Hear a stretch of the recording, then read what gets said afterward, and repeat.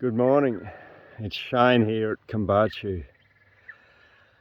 I just thought I'd shoot you a little video on my latest project, which I'm probably going to title Speeding Up Evolution. You can see up there Mount Mudlow National Park. We've got a semi-evergreen vine thicket with hoop pine in it, and there seems to be constantly either rain or cloud happening up there, coming out of that system. Down here on the farm, we've got these wonderful treeless paddocks, and this one has got a monoculture of creeping bluegrass. So just a little background, this year we've had 450 millimetres in the first 3 months of the year. We're now on the 29th of March. So the first 3 months of the year we've had 2/3 or more of our annual rainfall. And look at the state of this grass. Like, how magnificent is that? This is typical monoculture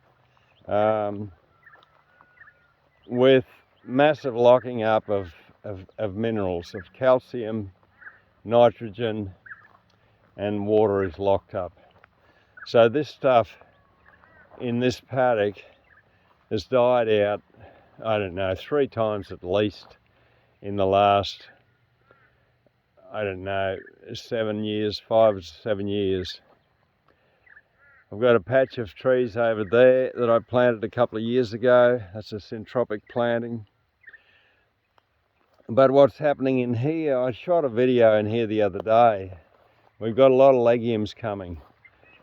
I've chucked pigeon pea seed out here, broadcast pigeon pea.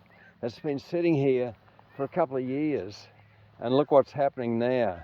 Pasture dieback and the pigeon peas coming through. Awesome. We've got all sorts of other stuff, but a lot of legumes are coming in this paddock. So a lot of things that are just basically cranking up the activity of calcium.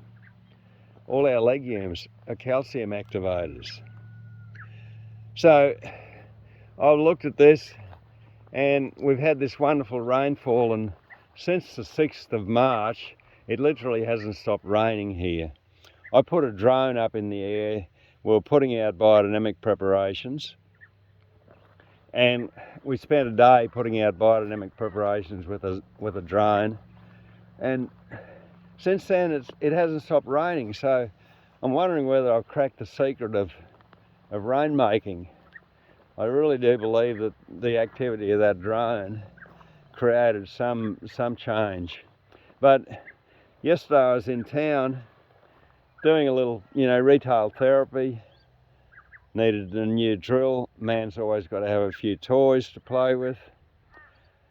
Broke the staff on my laser level, had to buy a replacement for that. And I've just set up some shade tunnels with chooks, and my first tunnel is ready for vegetables. So I went in there specifically to get vegetable seedlings. But that didn't stop me going to a nice coffee shop and having a coffee and a delightful piece of carrot cake. But as I was leaving town, I went, oh God, I've got a $300 voucher from Barali Steiner School to get trees from the Landcare group. I didn't have the voucher with me, but I'll wheel into the Landcare place, nursery, and have a look and see what's going on. So I talked to the guys there and I said, look, I haven't got my voucher, but I'm ready for trees. Can you do it for me? In a heartbeat, they whipped out, and they got me 70 odd trees, tube stock, ready to plant. So I thought, this is an opportunity that I can't miss. I can get into this where this creeping bluegrass has died. I can get in before the weeds get really rampant and the legumes get really rampant, and I can bank some trees in there and start to shift the whole status. There's another pigeon pea there. Shift the status of this paddock. So what we're doing, our trees are about 1 metre apart.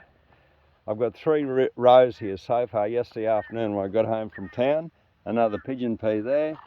Yesterday afternoon when I got home from town, I banged in 50 trees. 3 rows, 1 metre apart, row spacings of 1 metre and tree spacings of 1 metre.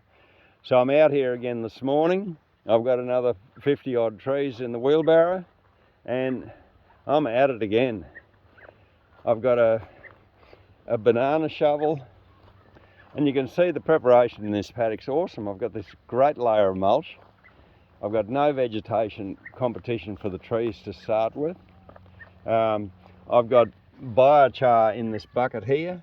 So I put a little shovel full of biochar down the hole. I've got my biodynamic activator in this bucket here. I put some of that down the bottom of the hole. And this is my awesome banana shovel. Right, these things, no farmer should be without one of these. These are done by Spear and Jackson, and they're literally jackaroo proof. They're all steel. The only bit that's not steel is the wooden handle at the top here. So I punched the holes down with that, slipped a bit of biochar, a bit of activator down the bottom of the hole, and then plant the trees in there. So the trees then have got something, a little biology bomb to grow towards, to get their roots down. And that's it for me. I'm going to just get in and plant another 50 odd trees this morning, and then I'll probably go and have breakfast. Enjoy your day. Bye-bye.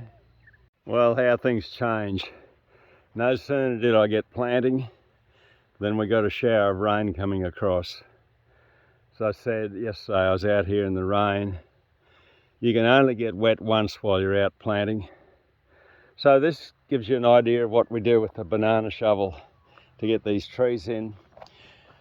I've just punched the banana shovel in, I push it over, create a hole, the biochar and activator go in the bottom of the hole, and then I put the tube stock in there and then extract the shovel, pack the dirt around it, and then pull the mulch back over the tree.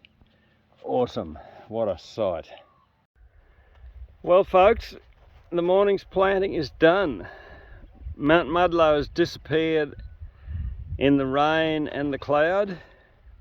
So right here in the dieback paddock, I've put in 1, 2, 3, 4, 5, 6 rows of trees.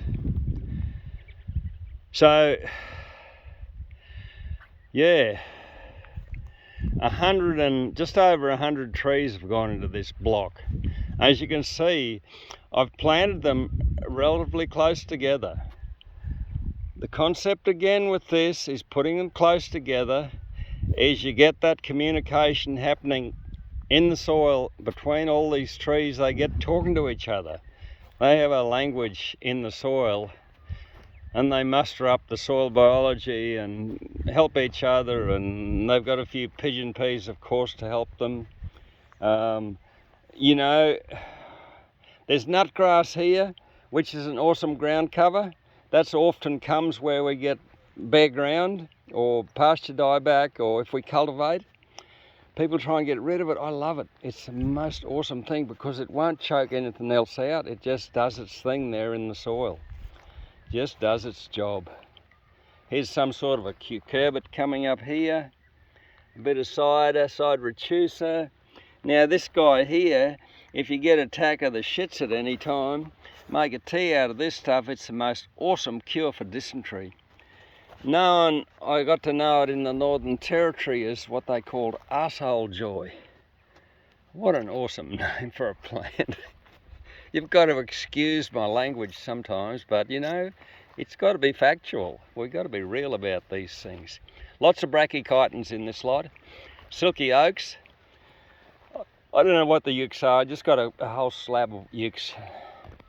I know the silky oaks, I know the brachychitons, I know the casuarinas, but the ukes is like, there's so many of them I got no idea. Had a handful of acacias. They didn't have many acacias at the thing.